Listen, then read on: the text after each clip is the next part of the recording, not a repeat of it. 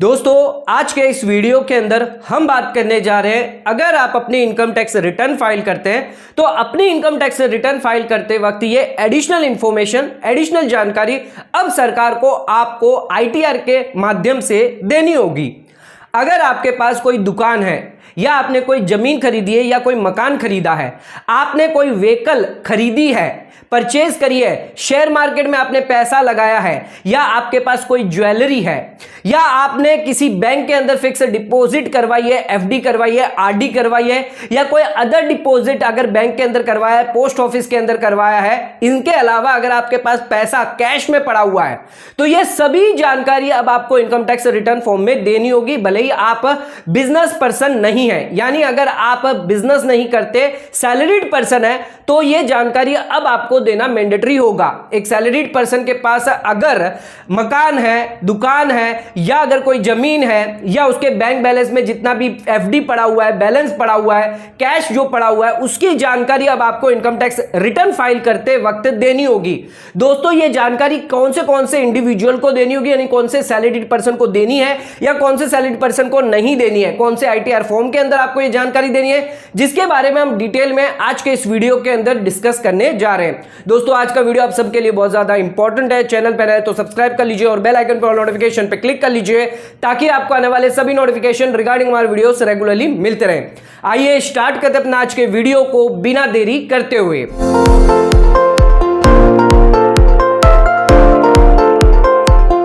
दोस्तों आइए स्टार्ट करते हैं अपने आज के वीडियो को और बात करते हैं कि आपको आपकी सभी संपत्ति के बारे में इनकम टैक्स रिटर्न में उसकी जानकारी देनी होगी। अगर आप एक सैलरीड पर्सन है, आपकी कोई बिजनेस इनकम नहीं है, तो उस केस में कौन से आईटीआर फॉर्म आप पर लागू होते हैं, यह जानना आपके लिए जरूरी है। दोस्तों दो आईटीआर फॉर्म जो सैलरीड पर्सन के लिए लागू होते हैं, जिनकी कोई भी बिजनेस इनकम नहीं होती है, वो है आईटीआर 1 और आईटीआर 2। सबसे पहले जानते हैं आईटीआर 1 कौन कौन फाइल कर सकता है।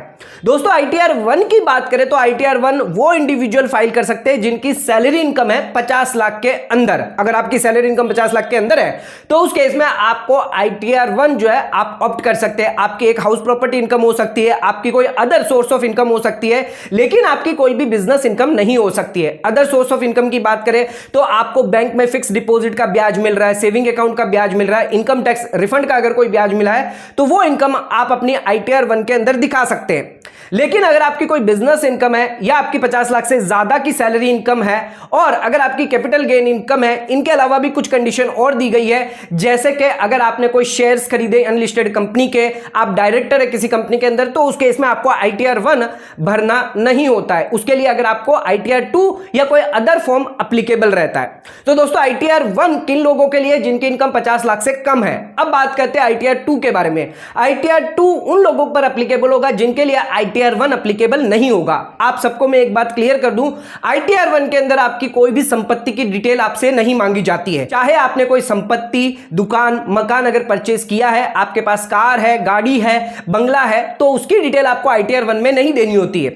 यह सारी की सारी डिटेल आईटीआर 2 में आपसे पूछी जाती है, जिसके लिए कंडीशन आईटीआर 2 की क्या है कि आईटीआर 2 उन लोगों को फाइल करना है जिनकी इनकम 50 लाख से ज्यादा है। यानी अगर आप एक सैलरीड पर्सन है, बिजनेस इनकम आपकी नहीं होनी चाहिए, 50 लाख से ज्यादा की अगर आपकी इनकम है, कैपिटल गेन की भी इनकम आपकी हो सकती है, तो उस केस में आईटीआर 2 जो है वो आप पे एप्लीकेबल होता है। आईटीआर 1 के केस में अगर आपकी कैपिटल गेन की इनकम है तो आईटीआर 1 आप फाइल नहीं कर सकते, तब आपको आईटीआर 2 लगेगा, भले ही आपकी 50 लाख से इनकम कम क्यों ना है। अब जिन लोगों पर आईटीआर 2 एप्लीकेबल होगा, यानी जिनकी 50 लाख से ज्यादा की इनकम है या जिनकी 50 लाख से कम की भी इनकम है, उन पर भी आईटीआर 2 लागू हो सकता है। हमने केस आपको बता दिया, कैपिटल गेन की अगर इनकम है तो उस केस में आपकी 50 लाख से इनकम कम है तो आपको आईटीआर 2 भी एप्लीकेबल होगा। अब आपको कुछ फाइनेंशियल डिटेल यानी असेट और अपनी लायबिलिटीज की डिटेल जो है आईटीआर 2 फॉर्म में देनी है। अगर आप मकान, दुकान, गाड़ी परचेज करते हैं, अगर आपके पास कोई गोल्ड है, ज्वेलरी है, सिल्वर है, या आपके पास कोई कैश पड़ा है, बैंक में एफडी है, ये सभी की डिटेल आपको आईटीआर 2 में देनी है। अगर आपकी इनकम 50 लाख से ज्यादा है, ध्यान रखिएगा ये उन लोगों को ही देनी है जिनकी इनकम 50 लाख से ज्यादा है आईटीआर 2 फॉर्म के लिए। अगर आपको आईटीआर 2 फॉर्म एप्लीकेबल है, आपकी इनकम 50 लाख से कम है, तो उस केस में ये डिटेल आपको नहीं देनी है। अब क्या क्या डिटेल देनी है, कौन से शेड्यूल के अंदर देनी है आईटीआर फॉर्म के अंदर, आइए उस बारे में बात करते हैं। आईटीआर फॉर्म के अंदर आप देख सकते हैं schedule AL asset and liability details, जिसके अंदर 3 पार्ट दिए गए हैं। पार्ट ए जिसके अंदर इमूवेबल प्रॉपर्टी की डिटेल आपको देनी है, या पार्ट बी के अंदर अगर आपके पास कोई मूवेबल प्रॉपर्टी है उसकी डिटेल देनी है, और पार्ट सी अगर आपकी कोई लायबिलिटी है पार्ट ए और पार्ट बी के तहत है, अगर आपके पास कोई एसेट है पार्ट ए और बी के अंदर उसके अंदर कोई लायबिलिटी निकल के आती है तो उसकी डिटेल आपको पार्ट सी के अंदर देनी है। आइए एक एक करके सभी पार्ट देख लेते हैं। सबसे पहले बात करते हैं पार्ट ए के बारे में। पार्ट ए के बारे में आपको इमूवेबल प्रॉपर्टी की डिटेल देनी है। अगर आप एक सैलरीड पर्सन है, बिजनेस इनकम नहीं है, आपकी 50 लाख से ज्यादा की इनकम है पूरे साल के अंदर, तो उस केस में अगर आपने कोई मकान, दुकान, घर परचेज किया है तो आपको उसकी डिटेल देनी है, डिस्क्रिप्शन देना है कि कौन सी ये प्रॉपर्टी रिलेटेड है।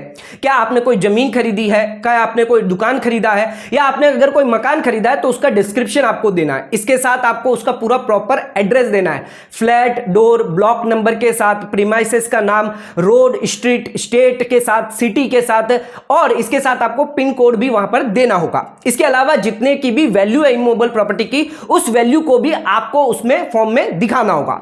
ये तो बात हो गई इमूवेबल प्रॉपर्टी। अगर आपकी एक से ज्यादा इमूवेबल प्रॉपर्टी है तो उन सभी की डिटेल आपको उस आईटीआर फॉर्म में देनी है। दोस्तों बात करते हैं अगर आपके पास मूवेबल प्रॉपर्टी है, अगर आपके पास कोई गोल्ड ज्वेलरी है, सिल्वर ज्वेलरी है, बिलियन है, आपने कोई व्हीकल परचेज किया है, आपके पास कोई बोट है, एयरक्राफ्ट अगर आपने परचेज किया है, या आपके पास कोई फाइनेंशियल एसेट है, आपके बैंक के अंदर फिक्स डिपॉजिट है, एक फिक्स डिपॉजिट है, 2 फिक्स डिपॉजिट है, उन सभी की फिक्स डिपॉजिट की डिटेल आपको देनी है, अमाउंट के साथ आपको वहां पर देना होगा। इसके अलावा अगर आपने किसी को लोन दिया है, एडवांसेस दिया है, उसकी भी डिटेल आपको देनी है। आपके पास लाइफ इंश्योरेंस पॉलिसी है तो वो भी आपका फाइनेंशियल एसेट माना जाएगा, उसकी भी डिटेल आपको आईटीआर फॉर्म में देनी है। आपके पास कोई कैश पड़ा हुआ तो उसकी भी डिटेल आप दे सकते हैं। अगर आपने कोई महंगी तस्वीर खरीदी है, ड्राइंग खरीदी है, पेंटिंग खरीदी है तो उसकी भी डिटेल आपको आईटीआर फॉर्म के अंदर देनी होगी। तो पार्ट बी कहता है जितनी भी मूवेबल प्रॉपर्टी है आपके पास 50 लाख से ज्यादा की अगर आपकी इनकम है तो इसकी भी डिटेल आप हमें आईटीआर फॉर्म में देंगे। इसके अलावा बात करते हैं पार्ट 3 के अंदर, जिसके अंदर आपको लायबिलिटी देनी है जो इमूवेबल प्रॉपर्टी और मूवेबल प्रॉपर्टी रिलेटेड होनी चाहिए। यानी मान के चलिए अगर आपने कोई प्रॉपर्टी खरीदी है जिस पर आपने लोन लिया है तो कितने का लोन लिया वो आप यहां पर लिख सकते हैं लायबिलिटी के अंदर। अगर आपने गोल्ड के सामने कोई लोन लिया है, एफडी के सामने कोई लोन लिया है तो वो आप यहां पर लिख सकते हैं। अगर आपकी कोई लायबिलिटी है, अगर आपका कोई लोन है इन एसेट्स को खरीदते वक्त तो वो भी आपको इसमें देना है। तो ये 3 बेसिक डिटेल आपको देनी है, ध्यान रखना है। ये उन्हीं को देनी है जिनकी टोटल इनकम पूरे साल के अंदर 50 लाख से ज्यादा होगी। तो आइए बात करते हैं उन लोगों के बारे में जो ये जानकारी इनकम टैक्स रिटर्न फॉर्म में नहीं देते या रिटर्न भरते वक्त वो गलती कर देते हैं। उन्हें शायद पता नहीं होता इस डिटेल्स के बारे में कि उन्हें देनी भी होती है, जिस वजह से कई बार गलतियां हो जाती है, या कुछ लोग जो है वो सरकार को ये डिटेल नहीं देना चाहते ताकि वो कभी भी उनकी नजर में ना आए। तो दोस्तों आइए हम आपको बताते हैं कि क्या क्या कॉम्प्लिकेशन आपको हो सकते हैं। दोस्तों आपको सभी को पता है, आप कभी भी गाड़ी परचेस करने अगर जाते हैं, खरीदने जाते हैं, या कोई मकान जमीन खरीदते हैं, कोई गोल्ड ज्वेलरी खरीदते हैं, बैंक में फिक्स डिपॉजिट करते हैं, तो उस केस में आपको अपना पैन कार्ड देना होता है। और ये जो पैन कार्ड है वो इनकम टैक्स डिपार्टमेंट के पास एज ए प्रूफ होता है आपके जितने भी आपने जो ट्रांजैक्शन किए हैं, चाहे आपने मकान, दुकान, जमीन, घर परचेस किया हो, गाड़ी परचेस की हो, ये सारी की सारी detail already income tax department के पास होती है। लेकिन इनकम टैक्स फॉर्म जो है वो सेल्फ डिक्लेरेशन फॉर्म है, तो सरकार चाहती है आप खुद से अपनी सभी एसेट डिक्लेयर करें।